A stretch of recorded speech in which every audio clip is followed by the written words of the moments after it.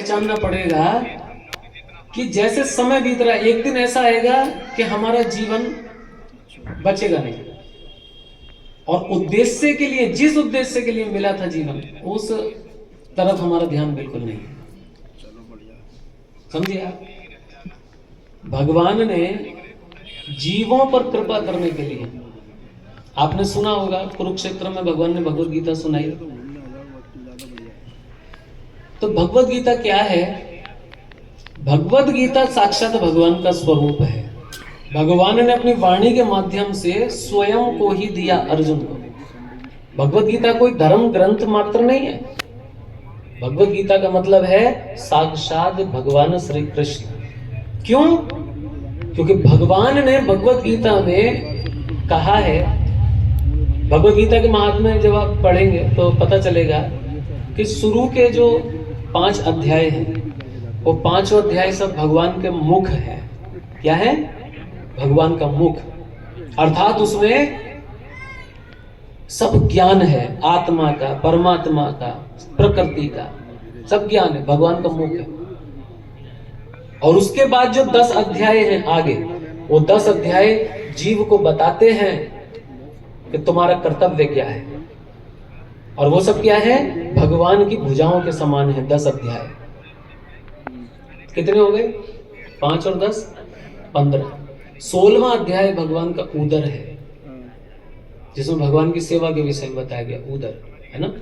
और अंतिम 2 अध्याय भगवान के चरण है, अर्थात पूर्ण शरणागति कैसे की जाए भगवान के चरणों में, वो अंतिम 2 अध्याय बताए गए। तो भगवत गीता साक्षात भगवान का भगवत स्वरूप है।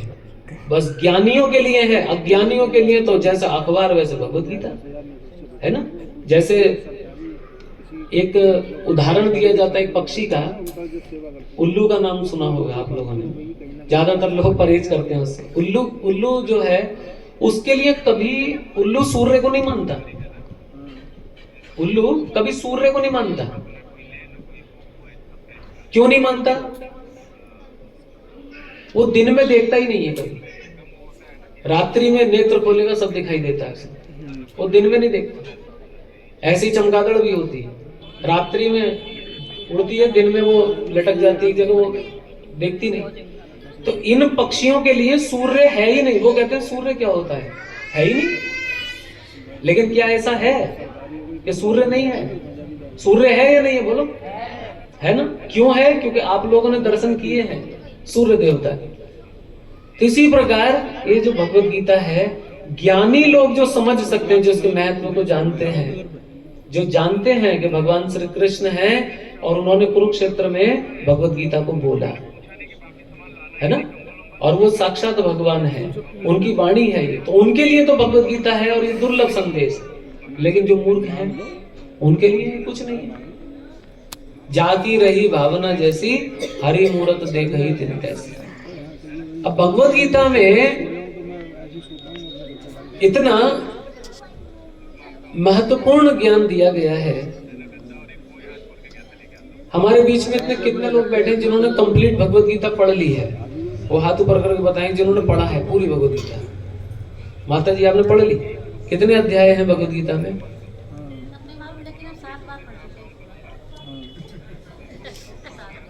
माता जी कह रही है ये तो नहीं पता अध्याय कितने, लेकिन हम 7 बार पढ़ चुके हैं।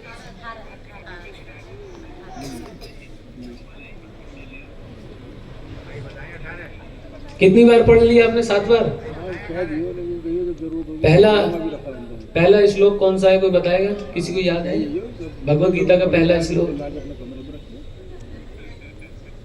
अब पता चलता है हाथ उठाना कितना भारी पड़ता है।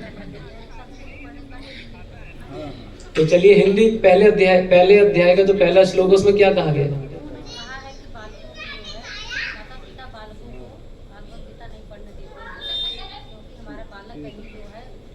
नहीं, मैं कह रहा हूँ जो भगवत गीता का पहला श्लोक है, उस आपने हिंदी में पढ़ा है ना, तो पहले श्लोक का क्या अर्थ है ये पूछ रहा हूँ।